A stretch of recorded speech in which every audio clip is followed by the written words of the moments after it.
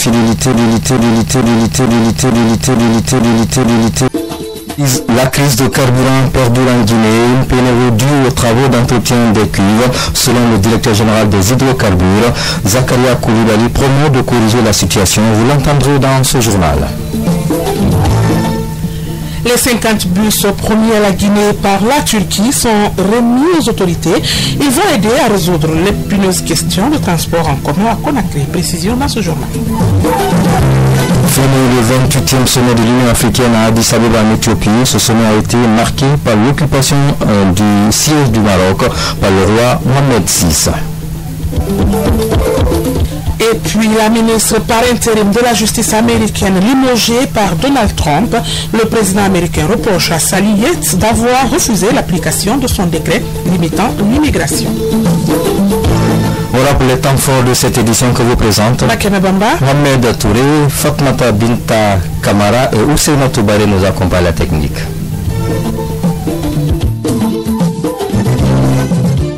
Mata Bébé Kamara plutôt. Le président Alpha Condé dirige depuis hier l'Union africaine. Il a été désigné par ses pairs à l'occasion du 28e sommet de l'Union africaine.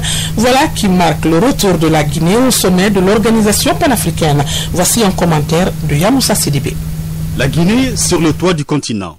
Quand il est arrivé un matin de décembre 2010, Alpha Condé a annoncé la naissance d'une espérance. En fait, il portait les graines de ce souffle depuis plus de 60 ans. Déjà dans les couloirs des lycées et universités au bord de la Seine, il haranguait la foule de jeunes Africains qui s'interrogeaient encore sur leur apport à l'universel. Nous avons été en première ligne dans les saillies de la civilisation universelle, disait-il. Mais désormais, notre présence sera plus remarquable si nous réussissons à taire nos susceptibilités nationalistes et en donnant sa chance et toute sa puissance à l'unité africaine. On comprend alors que ce matin de décembre 2010, Alpha Condé, du haut de la nouvelle estrade, rappelle le panafricaniste qu'il est et dévoile sa feuille de route. La Guinée, locomotive d'une Afrique qui bouge. La Guinée a été un des pays essentiels de la création de l'Organisation de l'Unité africaine. La dimension de sa contribution a presque naturellement octroyé le poste de secrétaire général de l'OUA à un de ses fils, Boubacar Téli Diallo, qui assumera cette fonction avec responsabilité. Mais depuis, et en dépit des rôles majeurs joués par notre pays, aucune responsabilité de cette dimension n'a été assumée par un Guinéen. Apparemment, le sort attendait l'avènement d'un panafricaniste à la tête du pays, d'un homme qui croit, cultive et développe l'esprit de tolérance, d'indulgence. Un homme qui se gausse de la force des biceps, mais qui croit à celle du dialogue, de l'échange et de l'acceptation de l'autre. Ces pères africains avaient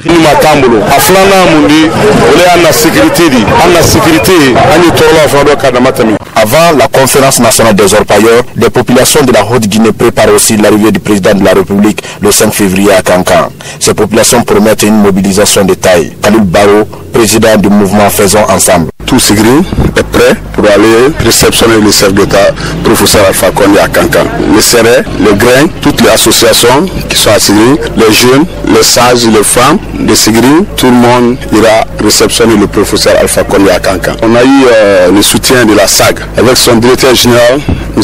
Abdraman Diaby. Il nous a donné 25 bis. D'abord, c'est déjà beaucoup pour transporter les gens pour la réception du chef d'État. Flo de Houra, le Guinéen s'apprête à réserver un accueil mémorable à son fils aîné qui rentre au pays tel un pro-chevalier des chansons de geste de Sori Kandia Kouyaté. Un commentaire de Yamoussa Sidibé. Les 50 bus offerts par le président turc à la Guinée sont arrivés à Conakry. Ils ont été remis ce lundi aux autorités. Ces 50 bus vont alléger la souffrance de nombreux usagers et faciliter leur déplacement sur les différents axes routiers de la capitale. Raphaël Magat Bangoura.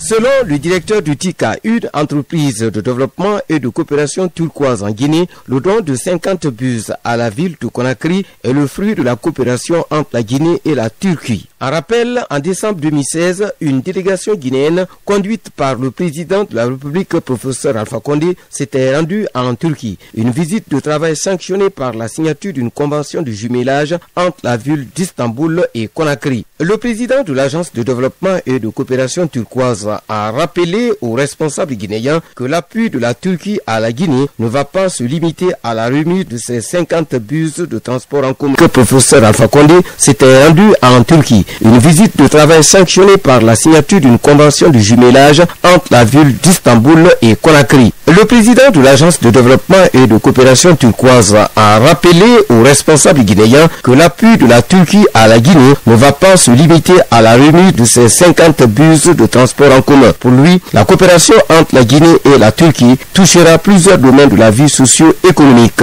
Se réjouissant de la remise de ces 50 bus à la ville de Conakry, le gouverneur de la ville de Conakry, général Mathurin Bangoura, a au nom des populations loué les efforts du gouvernement turc quant à son assistance matérielle à la Guinée. Abondant dans le même sens, le ministre des Transports Oye Giravougi a rassuré à l'Agence de développement et de coopération turquoise que les 50 bus offerts à la ville de Conakry seront utilisés à bon escient et en faveur des populations de la capitale.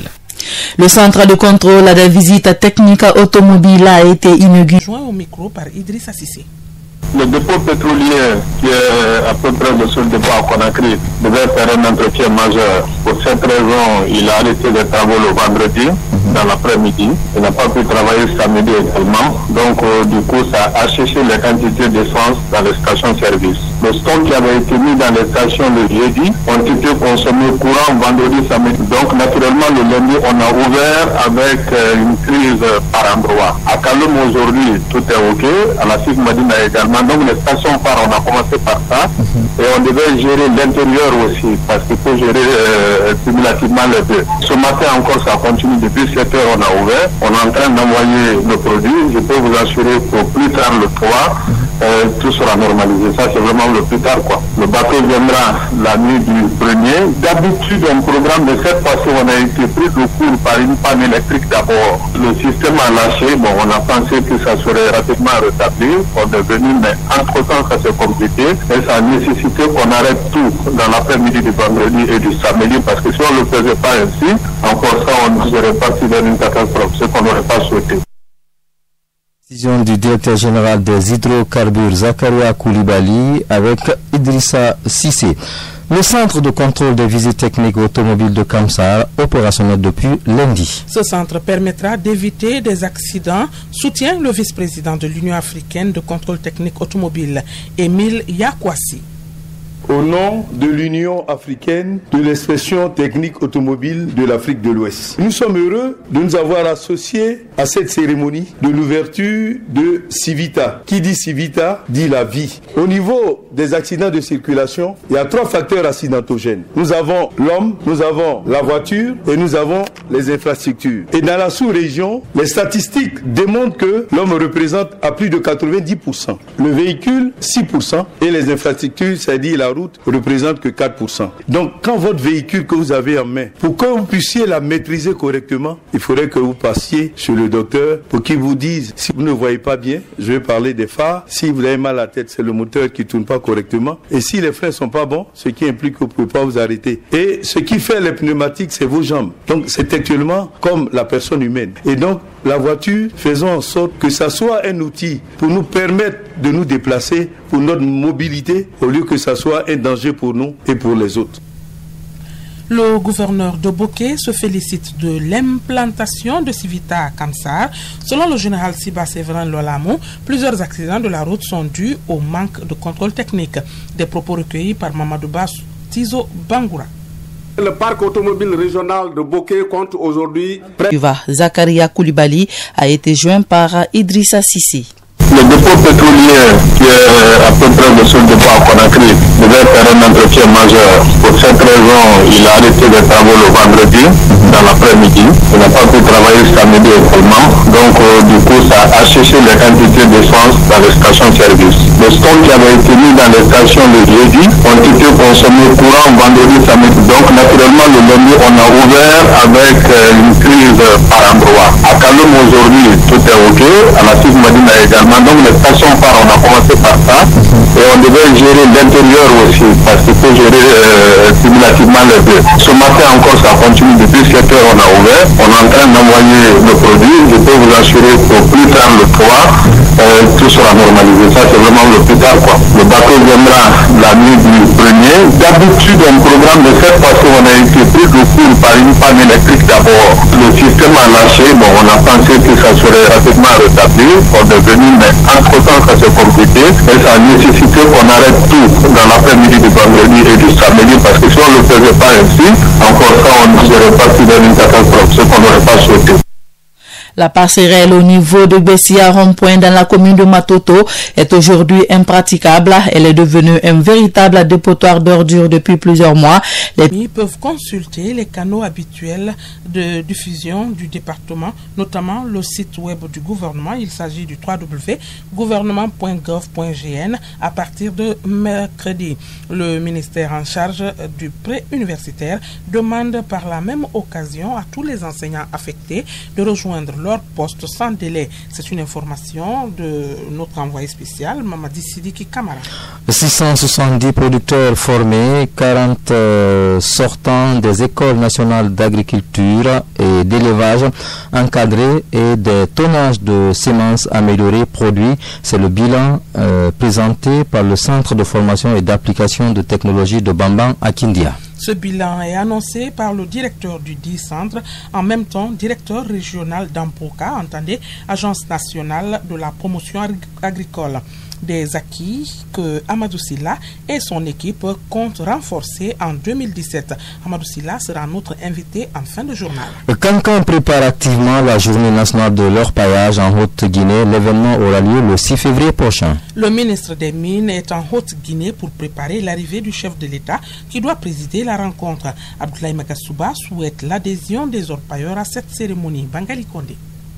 À quelques jours de la journée nationale des orpailleurs à Kankan, la délégation du département des mines et de la géologie vient encore de se rendre à Kouroussa et à Sigiri. Visiblement, les différents acteurs sont à pied d'œuvre pour mieux organiser cette journée. Dans cette localité, le ministre Abdoulaye Magasouba a eu des séances de travail avec les orpailleurs ainsi que les cadres préfectoraux. Les orpailleurs ont saisi l'opportunité pour poser certaines doléances au ministre. Mouri Kondé, président des orpailleurs de Kouroussa. Je suis à la préparation comme ça pour aller à Kankan. On a préparé des groupements pour aller à Kankan. Tous les orpailleurs de Kouroussa. Donc ce que nous pensons comme ça, on a demandé à la présidente pour qu'ils vont aider pour moi, pour qu'on va travailler ensemble. Comme matériel, comme l'argent, pour qu'on va travailler ensemble. Avant la conférence nationale des orpailleurs, des populations de la Haute-Guinée préparent aussi l'arrivée du président de la République le 5 février à Kankan. Ces populations promettent une mobilisation de taille. Khalil Baro, président du mouvement Faisons Ensemble. Tout Sigri est prêt pour aller réceptionner le chef d'État,